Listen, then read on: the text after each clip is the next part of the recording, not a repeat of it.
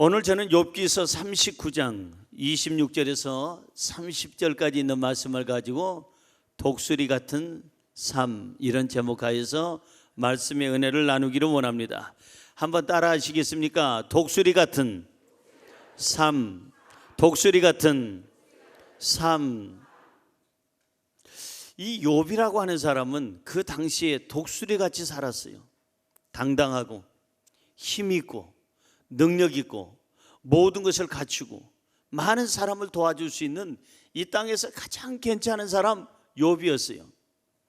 욥은 의인이었고 그 당대의 최고의 부자였고 최고로 존경받고 사랑받는 사람 중에 한 명이었는데, 독수리 같은 이 귀한 욥이 어느 날 시험을 당하고 고난을 당한 다음에 독수리가 참새가 되고, 아니 참새가 아니라 하루살이가 돼서 하나님 앞에, 하나님 차라리 죽었으면 좋겠습니다. 이렇게 독수리처럼 살던 사람도 고난을 당하니까 하루아침에 자기 스스로를 포기하는 거예요. 차라리 만족하오니 이제 데려가 주세요. 자기가 태어난 것에 대해서 한탄을 하고, 그리고 많은 사람들에게 공격을 받습니다. 심지어는 가장 가까이서 도와줘야 될 아내가 하나님을 저주하고 죽으라고 그러한 저주스러운 말을 남기고 떠납니다. 욥은 정말 당대의 가장 부자였고 행복한 사람이었는데 모든 가축을 잃어버리고 모든 물질을 잃어버리고 그 많은 자녀들을 다 잃어버리고 자기 목숨 하나 건졌는데 그 목숨도 죽을 목숨이에요. 이제 죽을 병에 걸려서 오늘 내일 하더라 이 말이에요. 너무나도 낙심하고 너무나도 정말 보잘것없이 형편없이 돼가는 이 욥에게 하나님께서 오셔서 너는 이 독수리를 생각해라, 독수리에 대한 얘기한 거예요. 사실 하늘에는 새가 얼마나 많습니까? 여러분, 저 하늘에는요 정말 좋은 소식을 가져다 준다는 여기 까치가 있잖아요. 또 못된 소식만 가져다 준다는 그러한 까마귀도 있잖아요. 평화의 소식을 가져다 준다는 비둘기도 있잖아요. 그런가 하면 하루 종일 조잘거리는 참새도 있잖아요. 그런가 하면 바다 위에서 우아하게 떠다니는, 그런 날아다니는 비둘기가 아니라 갈매기도 있잖아요. 이 모든 새들이 이렇게 많은데 하나님께서 욥에게 너는 비둘기같이 되라, 너는 참새같이 좀 되라, 여기에 이런 어떠한 갈매기처럼 되라, 이러지는 않았어요. 누구처럼 되라? 이 독수리를 봐라. 독수리를 보고 네가 좀 배워라. 왜 그랬을까? 그 이유는 욥기서 38장 1절에 나와 있어요. 자, 욥기서 38장 1절 읽어봅니다. 그때 여호와께서 폭풍우 가운데에서 욥에게 말씀하여 이르시되, 그 성경 구절 그대로 놓으세요. 그때가 어느 때예요? 욥이 너무나도 힘들 때, 고난 중에 너무나도 힘들어할 때, 죽음이 눈앞에 있을 때 여호와께서 폭풍우 가운데서, 욥이 폭풍을 지나고 있어요. 지금 이거 감당할 능력이 없어요. 너무 나약해졌어요. 폭풍에 휘말려서 죽게 생겼습니다. 그때 욥에게 말씀하여 이르시되 하고 이 말씀을 쭉 하시던 중에 바로 독수리 얘기가 나옵니다. 그러니까 이 폭풍우를 뚫고 나갈 수 있는 새는 참새가 아니에요. 폭풍우를 뚫고 나갈 수 있는 새는 비둘기도 아닙니다. 폭풍우를 뚫고 나갈 수 있는 새는 갈매기도 아닙니다. 이 폭풍우를 뚫고 나갈 수 있는 새는 독수리밖에 없습니다. 그래서 하나님께서는 욥에게 독수리 같은 성품을 가져라, 독수리 같은 마음의 자세를 가져라, 독수리처럼 폭풍우, 너가 지금 만나고 있는 인생의 폭풍우를 헤쳐나가라, 이렇게 말씀하고 있는 거예요. 그러면 독수리의 어떤 모습을 보고 우리가 힘을 얻어야 될까? 무엇을 배워야 될까? 세 가지입니다. 첫째로, 독수리같이 높이 나는 삶을 살아야 우리는 되겠습니다. 한번 따라하세요. 독수리같이 높이 나는 삶을 살아야 하겠습니다. 높이 날으세요. 높이. 독수리같이 날개를 지면 높이, 더 높이 푸른 창곡 나르네. 아멘. 그래요. 우리가 고난이 왔을 때 참새처럼 그 폭풍우를 피하려고 어디 숨어 들어가지 말고, 비둘기처럼 어디 처마 밑에 들어가서 나오지 않는 그러한 우울증에 걸리지 말고 독수리같이 되라는 거예요. 독수리처럼 이 모든 폭풍우를 이겨내라는 겁니다.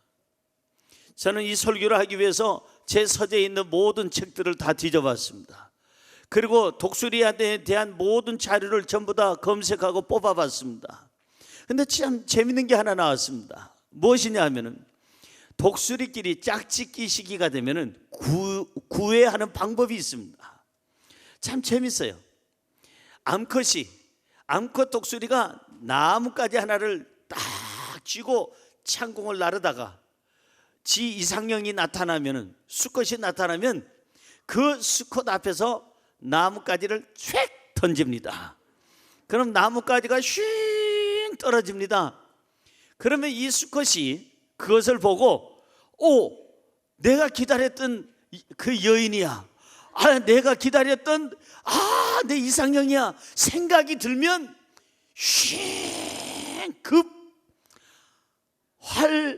공을 해서 내려가 가지고 나뭇가지를 착 쥐어가지고 와서 그 암컷 앞에다 탁 또 다시 던집니다.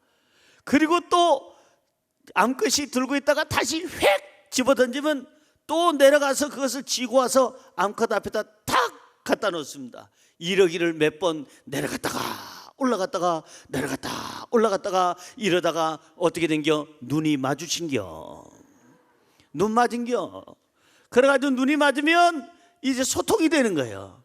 그 대화가 돼서 그리고 나서는 아름다운 가정을 이루게 되는 것입니다. 그러니까 자기 이상형이 아니면 그냥 그 나뭇가지 주소로 안 갑니다.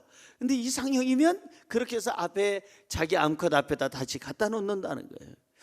여러분, 높이 날려면요 높은 곳에 있어야 됩니다. 일단 독수리들이 날 때 어떻게 하냐면, 조금 이따 나옵니다마는 높은 곳에다가 자기 둥지를 틉니다. 자기 보금자리를 마련하는데, 처음에 높은 곳에서 독수리가 이렇게 더 높이 올라가는 일이 없대요.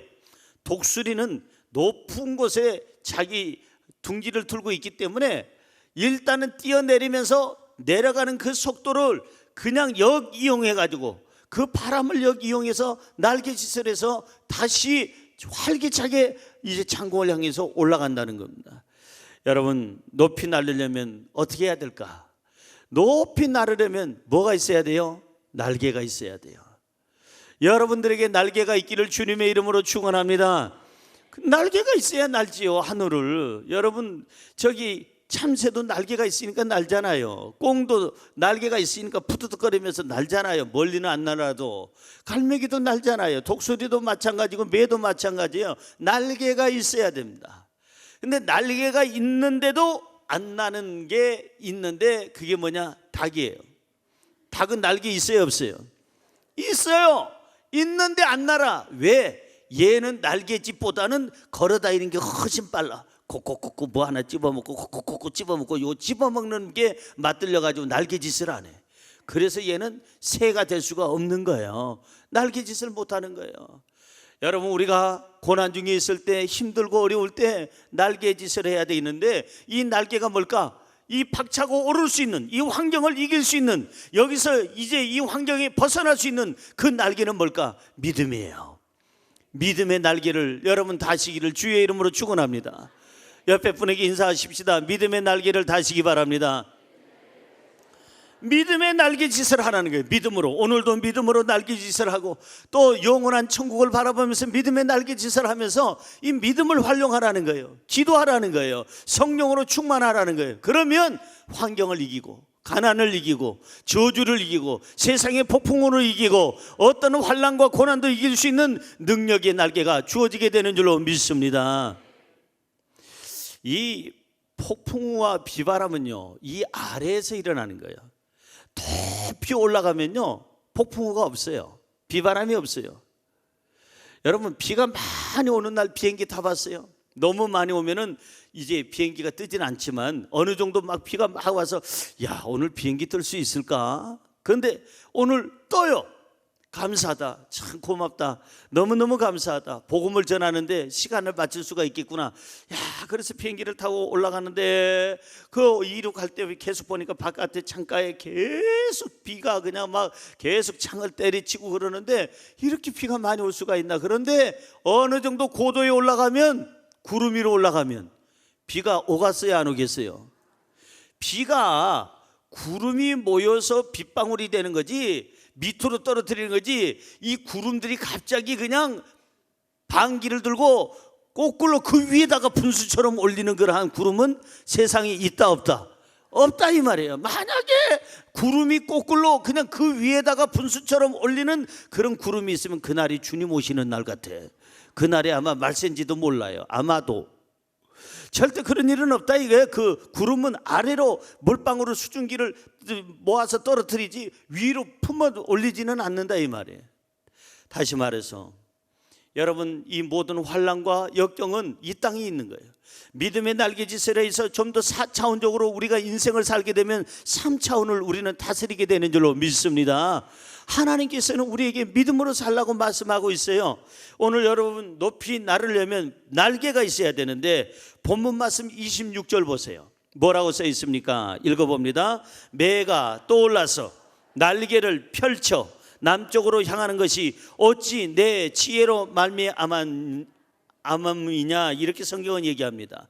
여러분, 매나 독수리나 참새나 비둘기나 여러분의 갈매기나 날개가 있기 때문에 나는 거예요. 날개가 있기 때문에 동쪽으로도 가고 남쪽으로도 가고 좀 더 높이 올라갈 수도 있고 낮은 데서 이제 먹이를 구할 수도 있는 것입니다. 날개가 필요한 거예요. 욥은 지금 날개가 다 접혔어요. 믿음의 날개도 접혔고 그 의기양양하고 당당했던 그 천하의 이 욥이 갑자기 모든 날개가 접혀서 움직이질 않습니다. 하나님, 차라리 데려가세요. 하나님, 이제 만족하니까 데려가세요. 뭘 바라겠어요? 나 아무것도 바랄 거 없어요. 그러면서 욥은 얘기합니다. 차라리 죽는 게 낫겠다고 얘기합니다. 태어난 것에 대해서 후회를 한다고 얘기합니다. 그때 하나님께서 아니야, 지금 너 데려가는 게 아니라 네가 여기서 이기는 게 중요해. 그러려면 네 날개를 좀 달어. 그 날개가 독수리 날개, 믿음의 날개, 옛날에 그 당당했던 그 날개, 꿈을 가졌던 날개, 기도했던 그 날개를 달아서 오르라고 얘기했어요.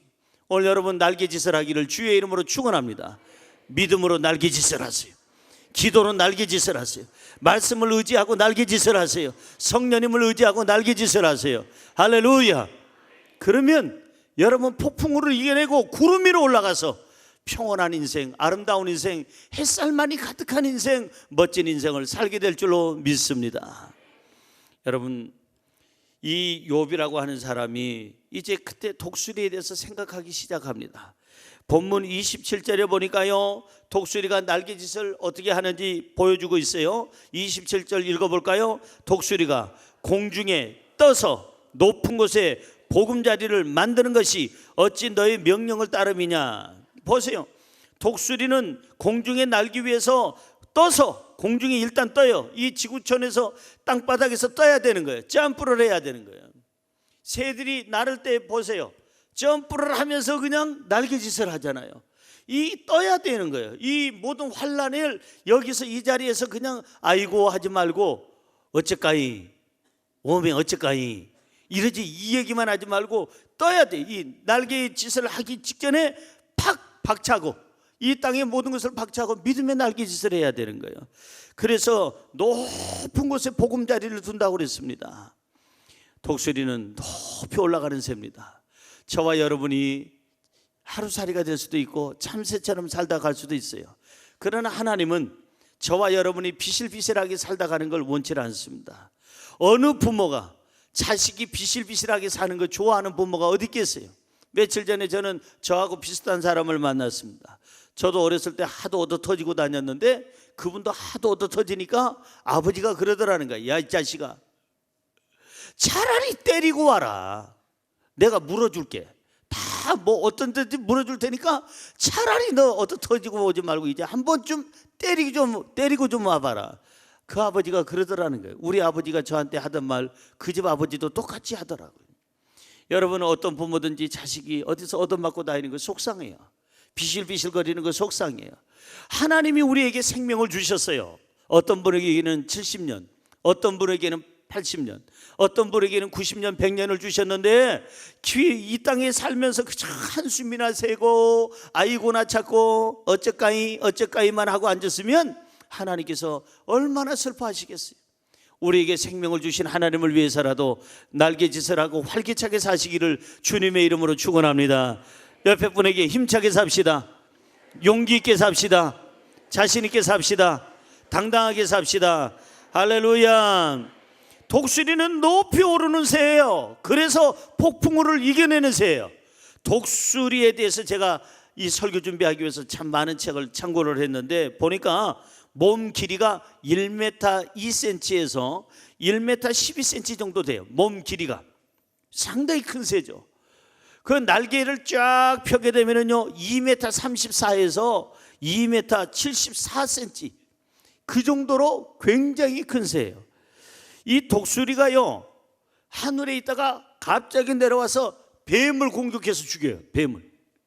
심지어는 여러분 저 사진을 한번 보세요. 저게 뭐예요? 여우도요 채가고요 늑대도 채가요. 아니 어떻게 저 독수리가 저 여우를, 늑대를, 심지어는 양을, 곰 새끼까지, 꽁 이런 거는 말할 것도 없고 토끼 같은 거는 뭐 아주 그냥 시군죽 먹기고 아이가 이 많은 이런 짐승들을 낚아채서 그냥 강한 그 부리와 그 다음에 발톱을 가지고 그냥 채 가지고 올라가 가지고는 올라가면서 계속 쪼아서 죽여요. 죽여가지고 자기 새끼들에게 나눠주는 거예요.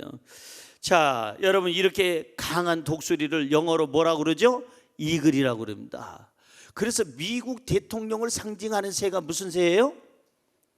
독수리예요. 지금까지 얘기했는데 지금 뭐 강한 새, 오늘은 참새 얘기가 아니라 독수리 얘기잖아요. 그러니까 독수리만 얘기하면 답은 나오는 거예요. 그냥 미국 대통령을 상징하는 새가 뭐예요? 하늘의 왕자를 상징하는 새가 뭐예요? 돈을 상징하는 게 뭘까요? 권력을 상징하는 게 뭘까요?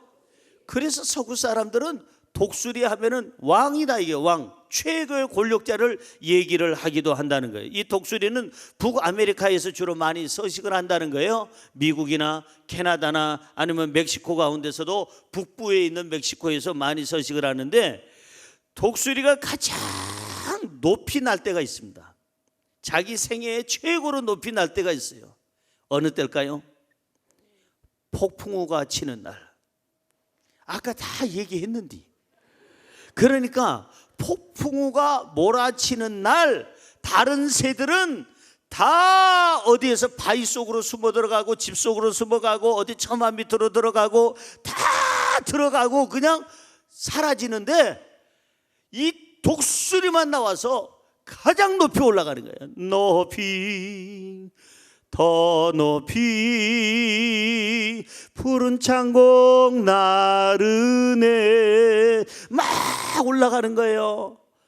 여러분 이 독수리가 몇 메타까지 올라가는 줄 아세요? 저도 설교 준비하다가 제가 봤는데 3,000m까지 고도에 올라간대요. 그 3,000m가 얼마나 높은지 여러분들이 상상이 안 가니까 별로 그냥 감동이 없는데 어마어마한 높이 3,000m. 거기다가 시속 몇 킬로로 나느냐 하면은 시속 160km로 날라요. 시속 160km면 여러분 우리 자유로 몇 킬로로 달릴 수 있어요? 자유로 150을 어떻게 달려? 딱지 이때죠. 그러니까 그 점수 깎여 딱지 때 이제 자동차 운전 못하는 거예요. 자유로는 자유롭게 운전하라고 자유로가 아니에요. 90km까지 있어요. 그 시속 90km. 그러나 강변북로로 가면은 몇 킬로로 바뀌어요? 80km. 일반 도로로 가면 몇 킬로로 바뀌어요? 60km로 바뀌는겨. 운전하면서 왜 그걸 잘 모르니까. 자, 어쨌든 간에 시속 160km로 나는 새는 독수리 말고는 없어요. 얼마나 빠른지. 참새가 아무리 찌찌찌찌찌 해봐야 날개 죽지 그냥 열 받치도록 해도 독수리 한번 날개 확 짖는 거하고 게임이 안 되는 거예요. 이렇게 강한 새, 높이 나는 새. 그러니까 이 땅에서 폭풍우를 가지고 우리가 두려워할 것이 아니라 어떤 질병이나 가난이나 어떤 문제나 사람 때문에 속상하지 하지 말고 우리는 믿음의 날개를 치고 차라리 이 폭풍우를 뚫고 올라가 버리는 거예요. 그러면 폭풍우를 뚫고 올라가면 저 하늘에는, 구름 위에는 햇볕만 쨍쨍 쬐게 될 줄로 믿습니다. 잘 이기시기를 주의 이름으로 축원합니다. 이것이 바로 이 독수리의 장점이다. 높이 나는 새. 이 자기 집을 지어도요 높은 곳에다 짓습니다. 28절 보세요. 28절 같이 읽습니다.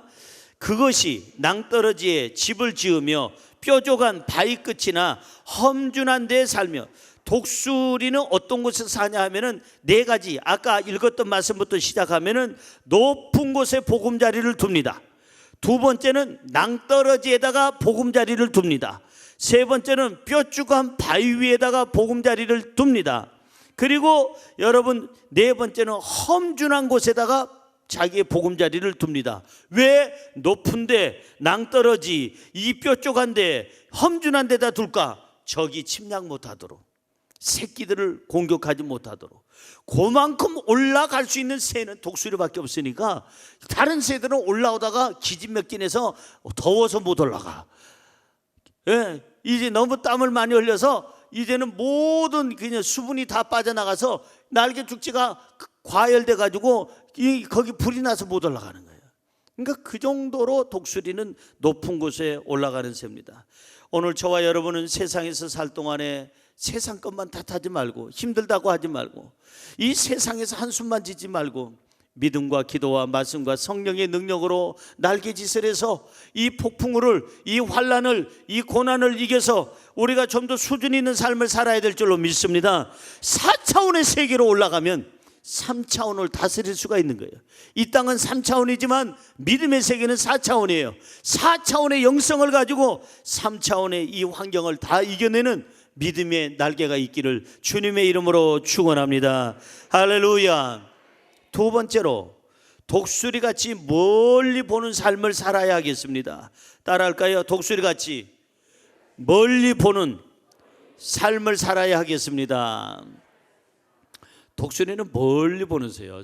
새 한번 보여주세요. 새 한번 보여주세요.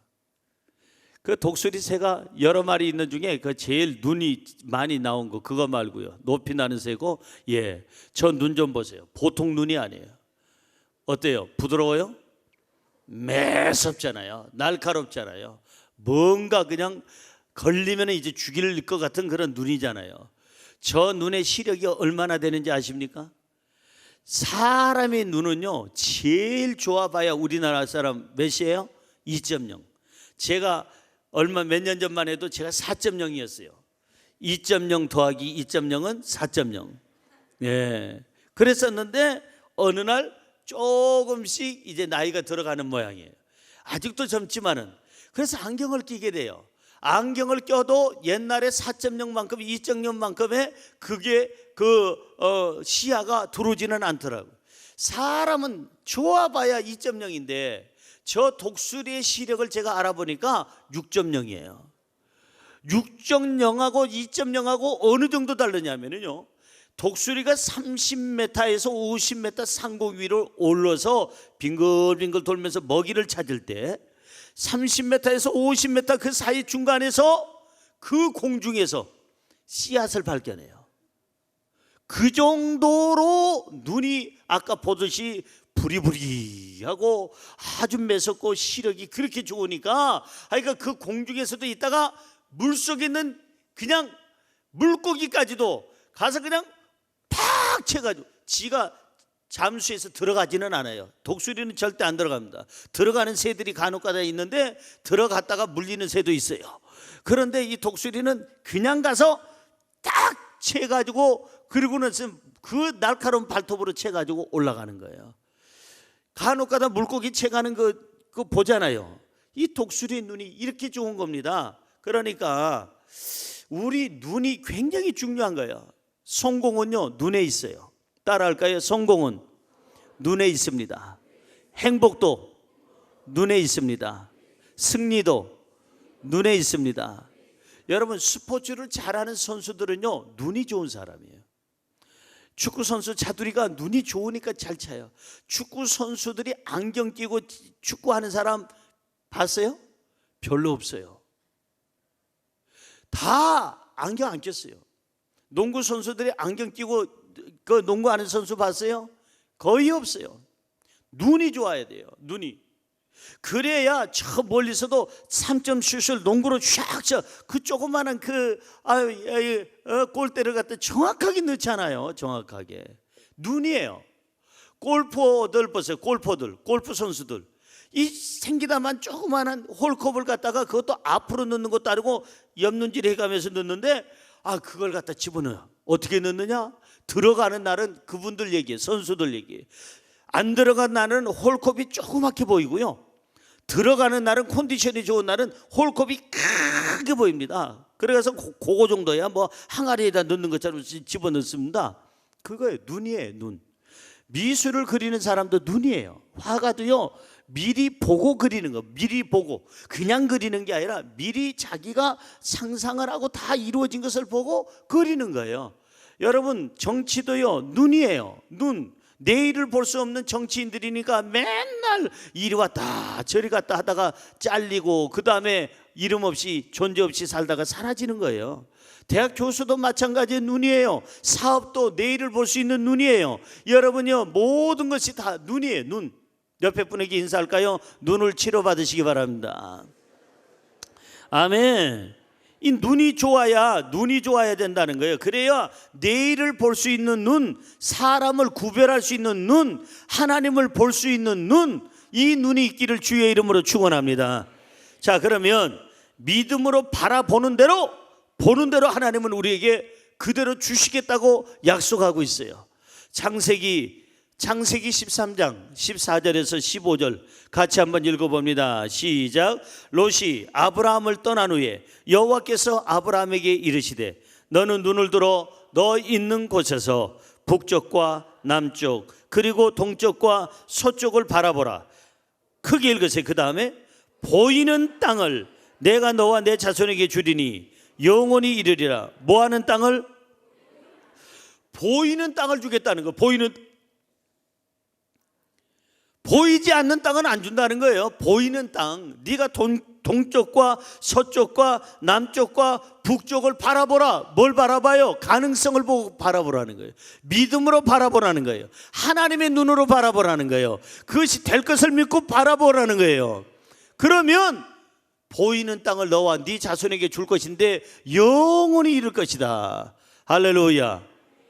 여러분 행복을 보시기를 주의 이름으로 축원합니다.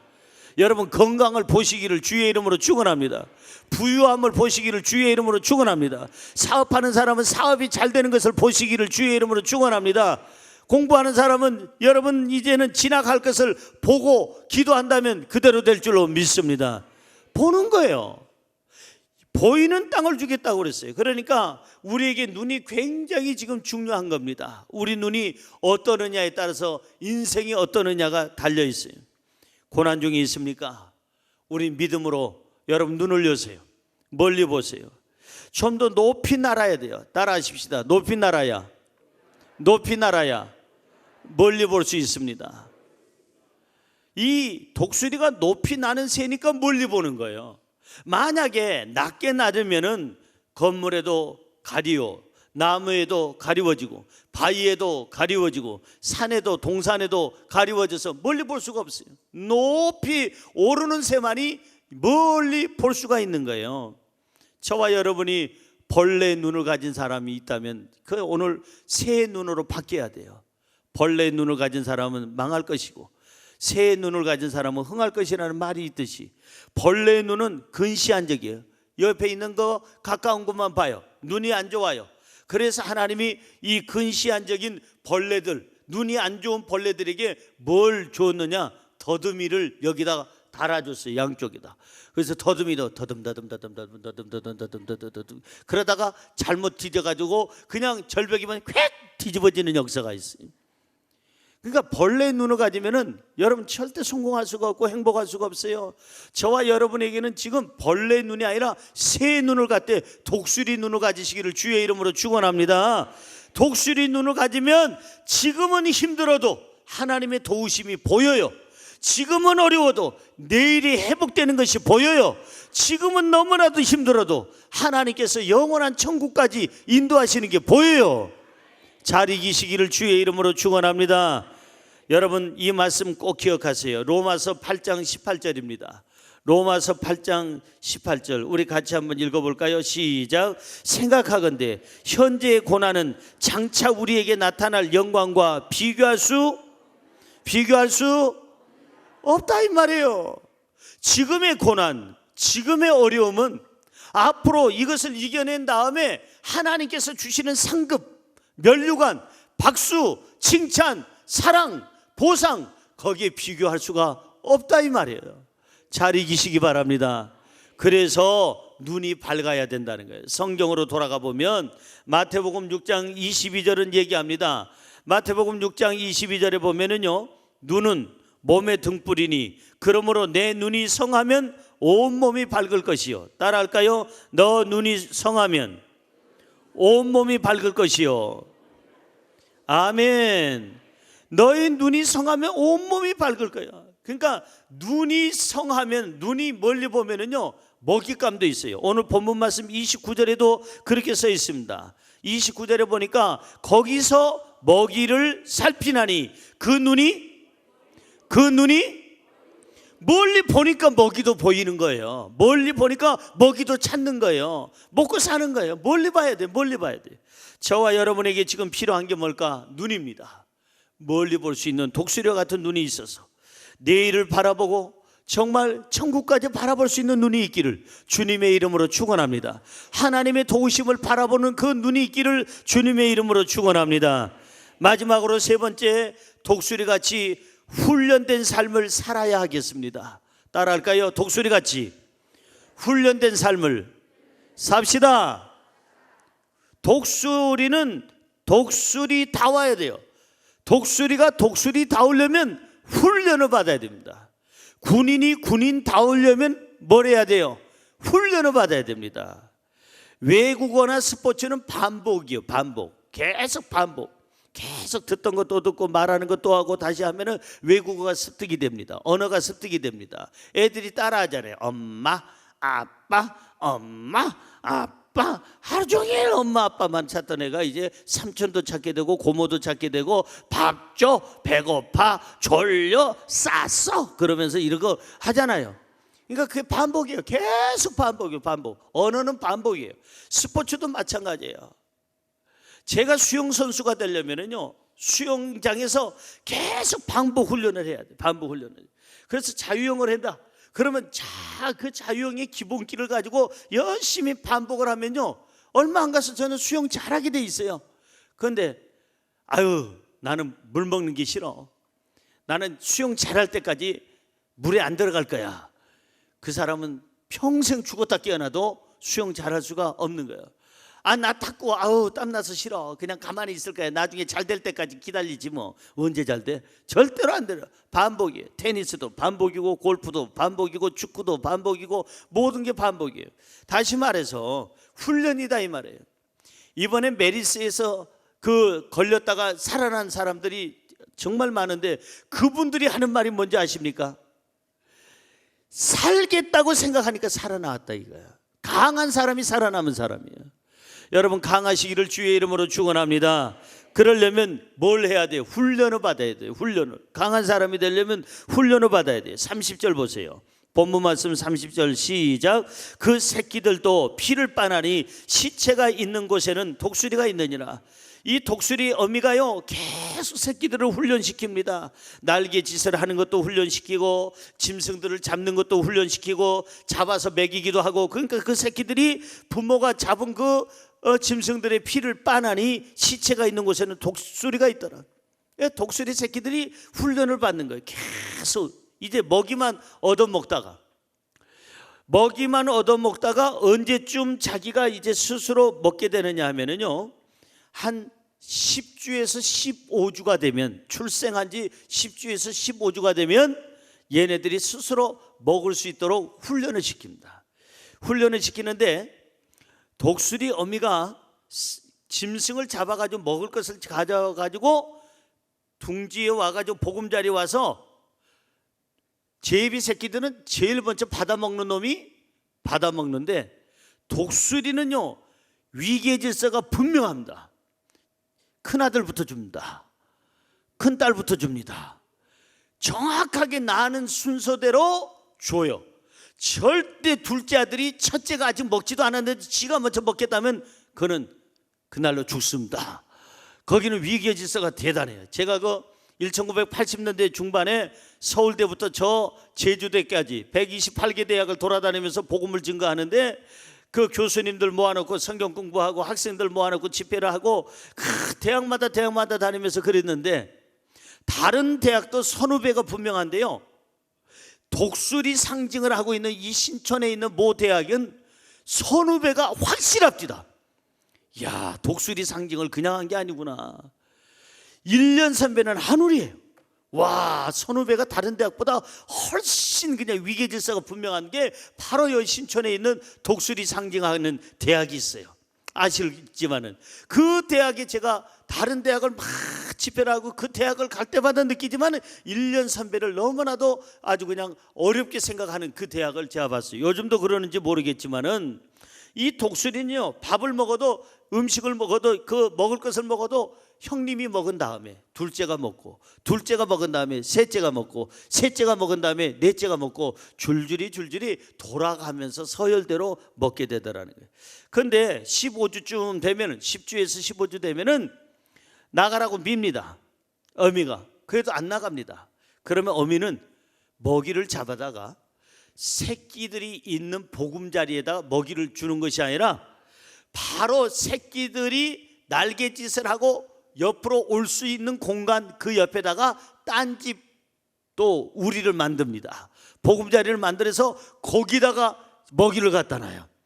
그러면은 이 독수리 새끼들은, 엄마 집 잘못 찾았어, 거기 아니야, 여기야, 여기, 배고파 죽겠어, 이리 가져와요, 왜 거기다 갖다 놓는겨? 그 엄마는, 아니야, 먹고 싶으면 이리 와서 먹어. 그래서 뭐 하게 한다? 날개짓을 하게, 얘네들로 하고. 날개짓이 처음부터 됩니까? 배가 너무 고프니까 이제 못 참고 갑니다. 드디어 그냥 무섭지만은 그 높은 곳에서 그냥 보금자리에서 뛰어내리려고 하는데 날개짓을 하는데 이게 제대로 되느냐고요. 그때 어미가 와서 등에다 탁 받습니다. 받으면은 그 새끼가, 엄마, 목을 잡고, 엄마 나 죽이려고 해서 나 났어, 죽을 뻔했잖아, 한 번만 더 하면 죽여버릴 거야. 그러고 가서 먹습니다. 그리고 또 이걸 몇 차례를 합니다. 날개짓을 하게 되죠. 그런데도 안 나오는 녀석은 어떻게 하느냐? 성경에 나와 있습니다마는 날개짓을 해서 푸득거려서 그 둥지에서 밀어냅니다. 밀어내면, 엄마 새끼 살려, 독수리 새끼 살려고 떨어지면 받아주고 올려놓고 받아주고 올려놓고 받아주고 이러기를 해서 훈련을 하게 되는 거예요. 자, 이렇게 해서 독수리가 됩니다. 성경으로 돌아가 볼까요? 하나님도 우리를 그렇게 훈련시키기를 원하는 거예요. 좀 더 강한 그리스도인이 되기 위해서 출애굽기 19장 4절입니다. 출애굽기 19장 4절 읽습니다. 내가 애굽 사람에게 어떻게 행하였음과 내가 어떻게 독수리 날개로 너희를 업어서 내게로 인도하였음을 너희가 보았느니라. 너희가 고난당할 때 너희 혼자 있는 게 아니요, 너희가 추락할 때 나는 너희들을 다시 업었어. 독수리 어미가 날개로 업은 것처럼 내가 너희들을 업은 것이 한두 번이냐?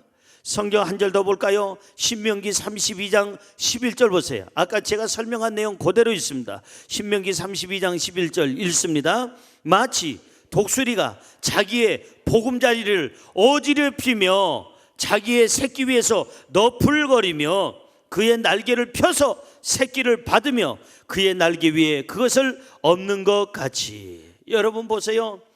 새끼들이 안 나갑니다. 무섭다고, 엄마 무서워, 떨어지면 죽어, 아유 죽을 일을 왜 하겠어, 그러고 안 나가니까는 이 애미가 와가지고는 이런 보금자리를 막 어지럽게 합니다. 야 이 새끼들아 나가, 뛰어내려. 그러고 날개짓을 하고 새끼 위에서 너풀거리니까 얘네들, 엄마 이러지 마, 아빠 이러지 마, 왜 하고 떨어집니다. 그 떨어지다가 막 새끼 살려 그러면 또 애미가, 그 아빠가 와서 탁 등에다 받아줍니다. 아빠 나 죽이려고 났어. 또 시작합니다. 아니야, 너를 독수리로 만들려고 그래. 이 훈련이 하나님께서 우리를 훈련시키는 방법인 줄로 믿습니다. 조금만 참으세요. 그 고난을 이기세요. 믿음으로 이기세요. 멀리 바라보세요. 높이 나세요. 이제는 여러분 이 훈련에서 이겨야 돼요. 독수리 보금자리는 깊이가 6m예요. 깊이가, 넓이가 3m예요. 여러분, 이 넓이가 3m고 깊이가 6m고 어마어마하게 강하게 잘 지어놓습니다. 왜? 철저하게 자식들을 보호하기 위해서. 그러나 끝까지 보호하지는 않습니다. 이제는 얘네들이 살 길을 열어줍니다. 독수리로 만들기 위해서는 그 보금자리에서 내쫓습니다. 어느 때는 하나님이 이해가 안 될 때가 있습니다. 하나님 왜 이랬습니까? 왜 나한테 이렇게 고난을 주십니까? 왜 나한테 이 고통을 주십니까? 우리가 그럴 때가 있어요. 그러나 하나님은 우리를 연단하시고 우리를 훈련시켜서 더 강한 그리스도인으로 만들기 위함인 줄로 믿습니다. 옆에 분에게 조금만 더 참읍시다. 인내합시다. 이겨냅시다. 승리합시다. 할렐루야. 그래요. 이 비바람을 이길 수 있도록 훈련을 시키는 거예요. 폭풍우를 뚫고 나갈 수 있는 날개짓을 할 수 있도록 하나님께서는 그것을 훈련시키는 거예요. 세상에 어떤 바람이 불어도 이겨낼 수 있도록 하나님께서는 지금 훈련을 시키시는 거예요. 하나님께서 고난 중에서 독수리들을 항상 보호해주는 그 내용이 시편 17편 8절에 있습니다. 이 말씀 읽고 마치려고 하는데 여러분 같이 읽어볼까요? 나를 눈동자같이 지키시고 주의 날개 그늘 아래에 감추사. 보세요. 하나님이 눈동자같이 나를 지켜주세요. 눈동자가 여러분 이 먼지가 들어올 때, 야, 먼지가 1m 전방에 있다, 준비해라. 예, 30cm 전방, 5cm 전방 닫아라. 이렇게 해서 닫는 눈동자 봤어요? 자동으로 닫혀요. 뭐가 갑자기 바람이 스쳐도 자동으로 닫혀요. 하나님은 우리를 눈동자같이 지켜주시고 독수리의 날개처럼 우리를 지켜주신다는 말씀은, 독수리의 보금자리는 잘 지어놨지만 햇볕이 너무 강해서 독수리 새끼들이 다 죽게 생겼어. 그때는 그의 아빠가, 엄마가 독수리의 큰 날개를 그냥 3m 그쪽 가까이를 다 덮어버리는 거예요. 그래서 그늘을 만들어줘요. 비바람이 몰아칠 때는 새끼들이 너무 힘들어하니까 이 새끼들을 보호하기 위해서 이 새끼의 어미와 그 아빠가 큰 날개를 양쪽을 다 펴가지고 그 둥지를 덮어버리는 거예요. 그래서 새끼를 보호하는 거예요. 하나님의 날개는 강합니다. 하나님의 날개에는 능력이 있습니다. 오늘 저와 여러분들이 믿음으로 산다면 하나님께서는 우리를 그 날개 밑으로 이끌어 주시고 세상의 바람을 막아주시고 세상의 강한 햇빛을 막아주시고 우리의 삶의 길을 열어주시는 줄로 믿습니다. 조금만 참읍시다. 조금만 이겨내십시다.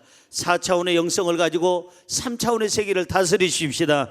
독수리처럼 좀 더 높이 날아서 좀 더 멀리 바라보고 훈련 잘 받아 이 세상에서 내가 다 이루었다고 고백할 수 있는 저와 여러분이 되기를 주님의 이름으로 축원합니다. 축원합니다. 기도하겠습니다.